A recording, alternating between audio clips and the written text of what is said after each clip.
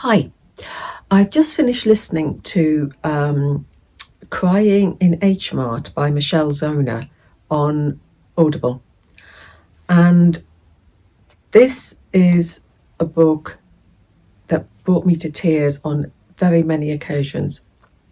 It's a personal memoir, as the author Michelle, as the blurb states, I'll start again. The blurb states that this is Michelle's personal memoir about growing up Korean American, losing her mother and forging her own identity. Right, I've got the words out right now.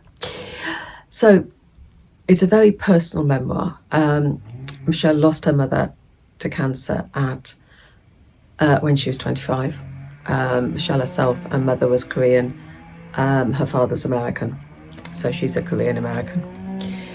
And the whole experience that she describes, her mother's diagnosis, her illness, her death, it brought back so many memories for me of when my own mother was diagnosed with cancer, and that journey.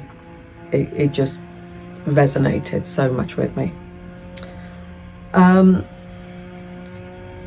Michelle had a troubled relationship with her mother as she was growing up, and it was only her mother's diagnosis with cancer that caused her to come back home and to take care of her mother, to reconnect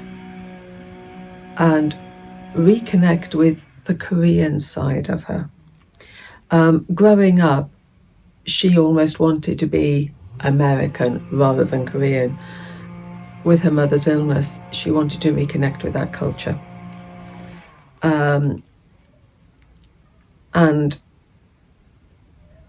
she teaches herself to cook the dishes that her mother used to cook for her, because every dish was full of memories. She would cook for her mother to try and entice her to eat when her mother's appetite went. She would cook this food because it gave her such a feeling of home, almost. Every dish she cooked, she had memories of eating it, where she ate it, who she ate it with. She had memories of her mother cooking it. She had so many memories were tied up in food. And this book is very full of food. The descriptions of her grief are raw, they're painful, and they are totally honest. I could recognize each stage that she went through. It's a book that tells you to embrace the little moments. Don't take them for granted, because it's the little things that ultimately you miss. It's a very emotional book. As I said, it brought, I was close to tears many times because it made me remember things.